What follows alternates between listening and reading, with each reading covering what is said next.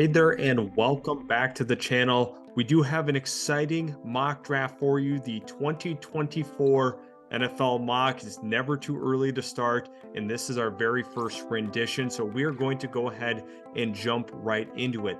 When you look at the first overall pick, they have the Arizona Cardinals currently projected as that selection. And I think this is going to be the case if they do finish with the first overall pick in their hands. I think they're going to probably make a change at the quarterback position with kind of a new regime here, a new takeover, new head coach. There's a lot of different things changing with this organization. I think they end up going and selecting a guy like Caleb Williams. That is likely where I think they're going to go. With Caleb Williams, this is intriguing, a phenomenal prospect, the consensus #1 player in next year's class. So we will go ahead and select him here. With the follow-up selection here, we have the Cardinals once again. Now, this is by way of the trade that just happened with the NFL draft.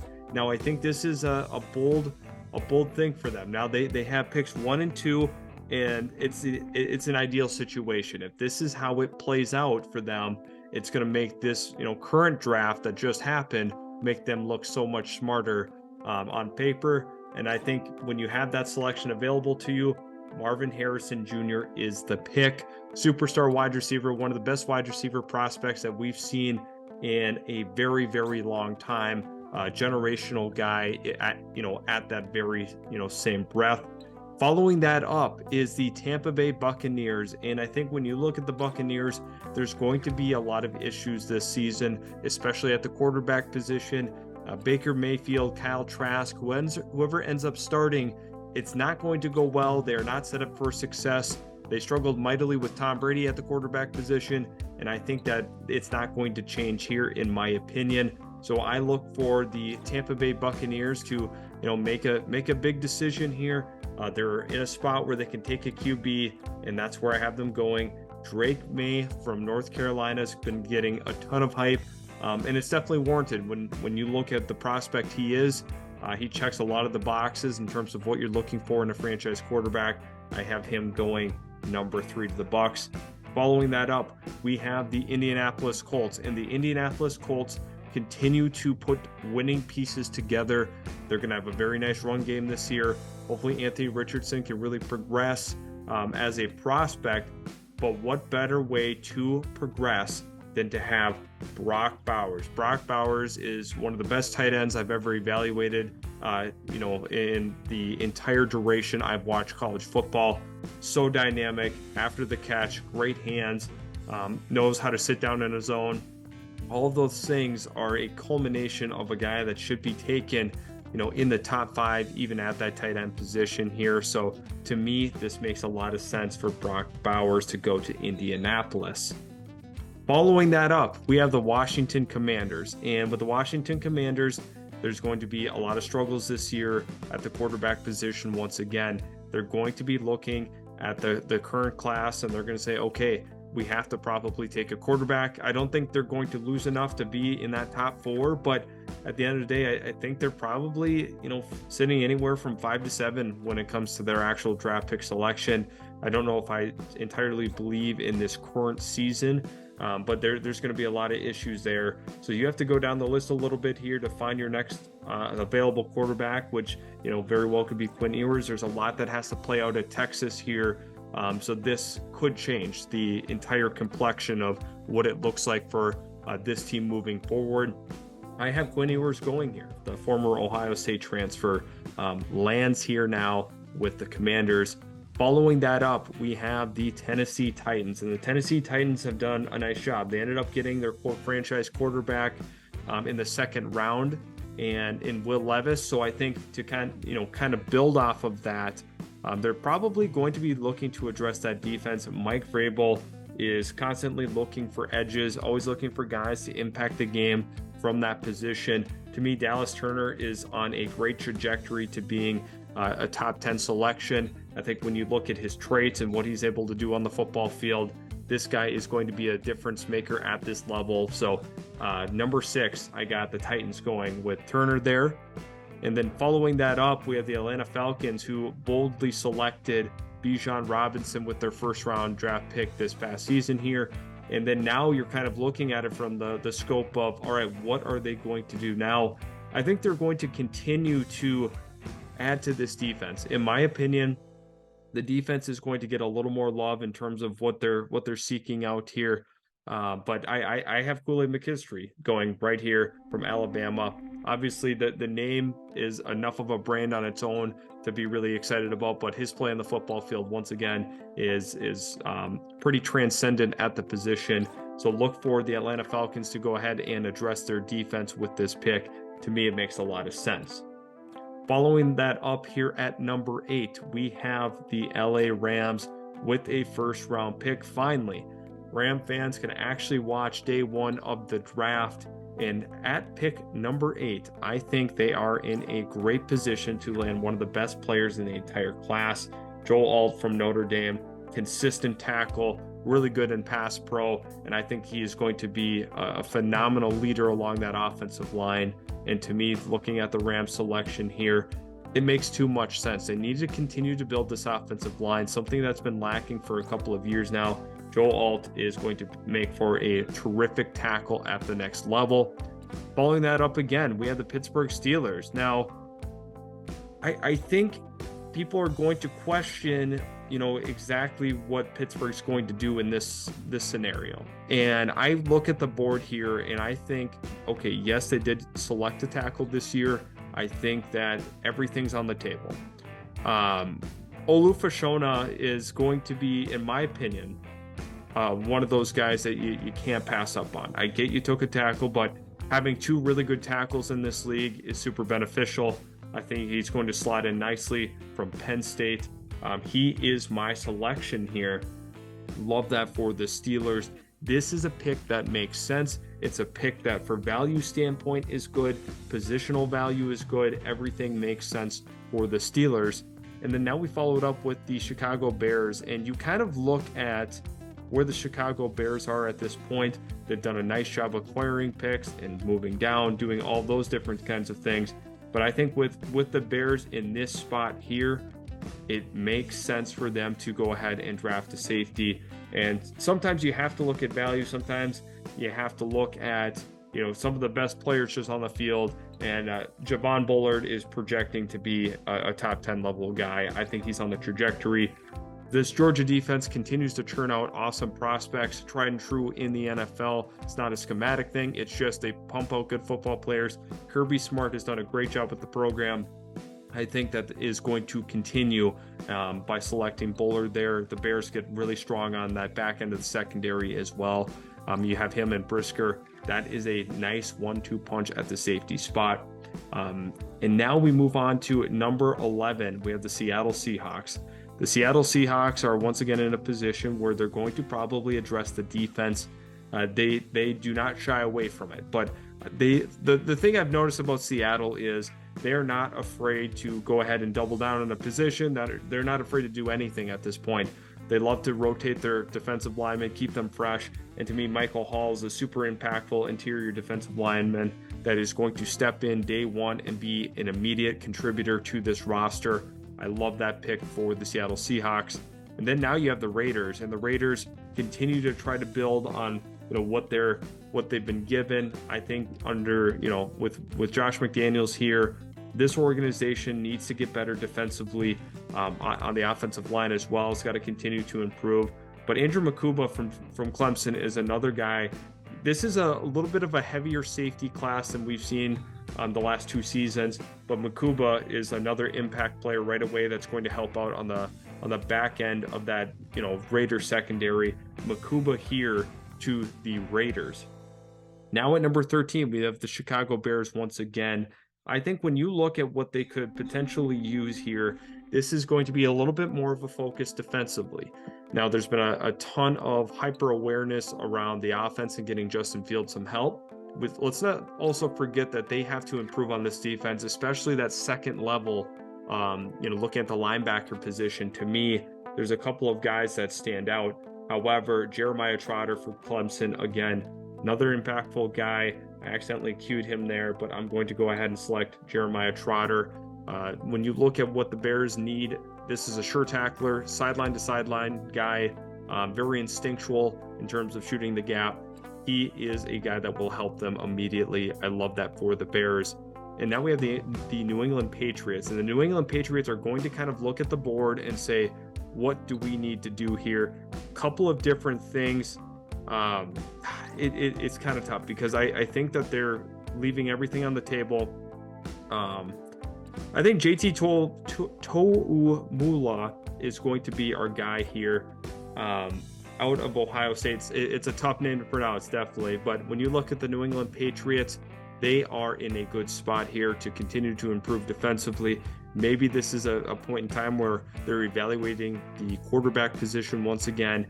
But I think edge is one. And this is another team that loves to rotate defensive linemen in and out of the ball game and having them be versatile. That is exactly what JT can do for a team. Number 15, we have the Green Bay Packers. Now, the Green Bay Packers are a team that's obviously rebuilding. They want to continue to progress into one of those NFC North perennial contenders once again. Detroit has done themselves a lot of favors. Minnesota, in my opinion, has definitely taken a step back, and Chicago continues to improve. So really, the trajectory is good with the Packers, especially post Aaron Rodgers trade. There's a lot of things to love about where they're at currently. I think at this point, they're going to have to continue to look at themselves in the mirror and say, hey, is this offensive line what it needs to be in order to be successful? It's kind of tough. With Kingsley Suamataia, I think this could make a lot of sense.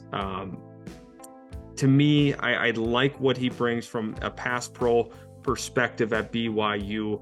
I think overall he is going to be a good fit for the scheme, and I like Kingsley here at number 15. Following that up here at number 16, we have the New York Giants, and the New York Giants are in a position where Daniel Jones is their franchise quarterback. This is the direction that they want to go, and when I look at the Giants, I think there's a couple of different areas that they can address here, but it's tough. Ja'Tavion Sanders is a player that is super dynamic. He's going to help out this offense immediately, going to stretch the field vertically. I love that for the Giants. At number 17, we have the New Orleans Saints. New Orleans Saints are in a position here where I think that they're pretty content with where the roster is potentially trending.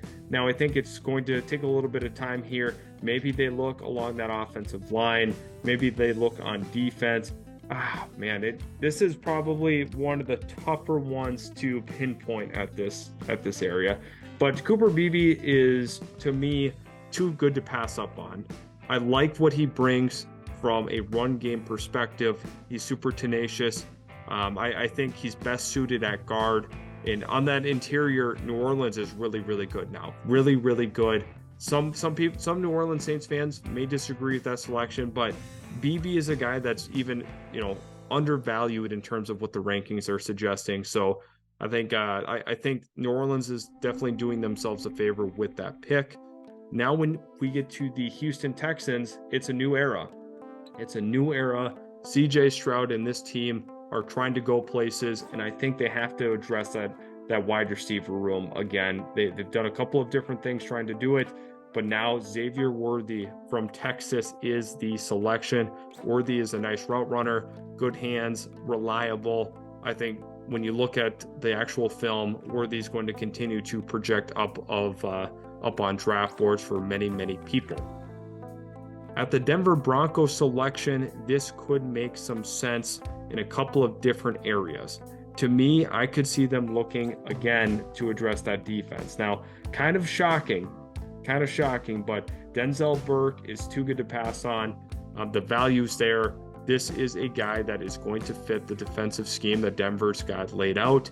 And I think when you have him and Pat Surtain, this is going to be a dangerous cornerback duo for many years to come. Number 20, we have the Minnesota Vikings. Minnesota Vikings are another team that I was shocked didn't put more of an emphasis on the cornerback position.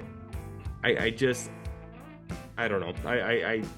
It's tough with their draft picks that they had this year. I thought they were maybe looking in the first round to do so. They ended up trading way back in the third. So that's kind of the frustrating part here. It's very, very frustrating if you're a fan of the Vikings to watch that take place. But there's a couple of guys in the secondary that remain super effective and can play at a high level. Kamari Lassiter from Georgia is one of those players. Super aggressive corner, and he's exactly what Brian Flores would be looking for in a man-to-man guy. Love that selection for the Vikings, and finally getting some help in the secondary, because this upcoming season is not going to be pretty for them in terms of the yardage they give up. Last year, their defense was awful. I think they were 31st in terms of yardage given up through the air. And the cornerback position is a big reason why. Lose a couple of key veterans, and now they're left with some young, inexperienced corners that are going to struggle mightily. At number 21, we have the Baltimore Ravens, and Baltimore does such a good job letting the board play out to them, and I think this is going to be the case again. Mason Smith from LSU, super powerful, a guy that is a true man mover.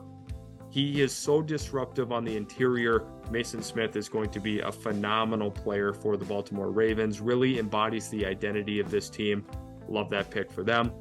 Now we have the LA Chargers. The LA Chargers are in a position where their hands are a little bit tied at the running back position. A couple of different ways that they can go, but TreVeyon Henderson is another player I'm going to queue, apparently. But I think he's going to be a high impact player for them. They value the running back position there, but I think with the Austin Eckler situation playing out, it's going to carry into next season. And ultimately, it's going to lead to a change at the spot. And Henderson, super dynamic, good after contact, and a home run hitter. 23, Jacksonville. Jacksonville is in danger potentially of losing Josh Allen. It's pretty clear and evident heading into this offseason. And looking at that, Jack Sawyer from Ohio State is going to be my pick. To me, I see that being the outcome there. I really do. I really, really do. And for some reason, it did not want to move the needle there for me. For whatever reason, I had selected Jack Sawyer. Let's take a look under my picks. And we'll take a look at the Jacksonville Jaguars, which is kind of odd that it played out that way. It shows Jack Sawyer, so weird. Okay, well, let's go ahead. Let's just try taking somebody down here and see if it'll move my draft. And apparently it isn't. Well, whatever the case is, it's just showing the upcoming picks there. And now I will have to double check with the, excuse me, let me look under here and locate the Miami Dolphins, and it shows Corian Clark. Okay, so now with what that pick should have been with the Miami Dolphins, there's a couple of different guys, but Cedric Van Pran-Granger was my selection for the Dolphins. This offense is super explosive. They need help along that offensive line. And to me, it makes a lot of sense for them to jump in and address that interior. Following that up, now we have the Detroit Lions. So now we are selecting for the Detroit Lions. And to me, they're going to continue to look into that secondary. The secondary is pretty critical at this point in time. There's a couple of different guys in a couple of different college programs I feel like they pay a little bit more attention to than others. We're going to jump into the corner room here. Cooper DeJean from Iowa is another player that's going to jump up on some people's boards. So to me, I think he is going to be a Detroit Lion, embodies toughness, scrappy, and going to be one of those players that is a little undervalued in the pre-draft process. Now we move on to the Dallas Cowboys, and the Dallas Cowboys are in a position here where they let the board play out, and it's very obvious they are going to go with Jared Verse. Jared Verse, there was some talk about him coming out this past year. Jared Verse, I have going to the Dallas Cowboys. Phenomenal pick here. Great value in another rotational pass rusher that is going to have a very, very long and productive career. Now the Jets are up in technicality. However, I look at this as a situation where I'm going to account for this being the Green Bay Packers pick. Now with the Packers, I think that they're going to look in that secondary. James Williams is a guy, a moving chess piece, can do a lot of different things for you. And to me, the Green Bay Packers love to address the defensive side of the ball. And I think that's what they're going to do with that 27th pick. Following that up is the Buffalo Bills. The Buffalo Bills are going to continue to address that offensive line. It's very critical that they continue to do so. Bryce Foster from Texas A&M is my pick. Now we go to the Philadelphia Eagles. Now the Philadelphia Eagles absolutely destroyed the draft this year here. Did a nice job with some of the values, some of the UDFAs that they were able to obtain as well. So now I'm kind of looking at this as a position that I think it's more of a luxury than anything. Now you continue to look down the list. You got Emeka Egbuka is going to be my pick. Egbuka is a really, really talented prospect. I've seen him a number of times. Obviously, watching the Ohio State games, he stands out. Egbuka is a terrific route runner, strong hands, a guy that's able to high point the football as well, and can be a red zone threat at the next level. So he goes to Philadelphia.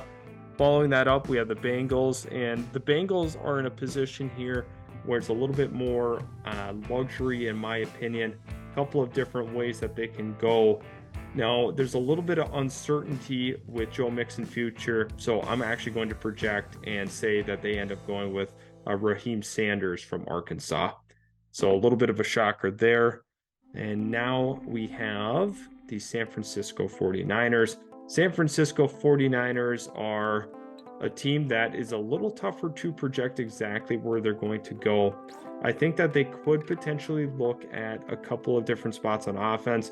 Oronde Gadsden is one of those players that definitely will stand out this season. Going to be a high volume pass catcher, and that is where I'm going to go with the Niners. And then finally, at the 32nd pick, we have the Kansas City Chiefs. And I think with the Kansas City Chiefs, they are pretty intrigued by the tight end position, always looking to create mismatches. And to me, Jaheim Bell is going to be that guy that they deem ends up creating a lot of mismatches for them. So Jaheim Bell to finish that here. So once again, that is the conclusion of the early 2024 mock. A lot of players that are exciting heading into the year. It's obviously going to be super dynamic in terms of the changing, but this is my first rendition of mock. Thanks again for stopping by. Appreciate you watching the video. Make sure to hit that subscribe button so you don't miss out on any more utility sports content. It's a lot of fun, and we'll catch you in the very next utility sports video.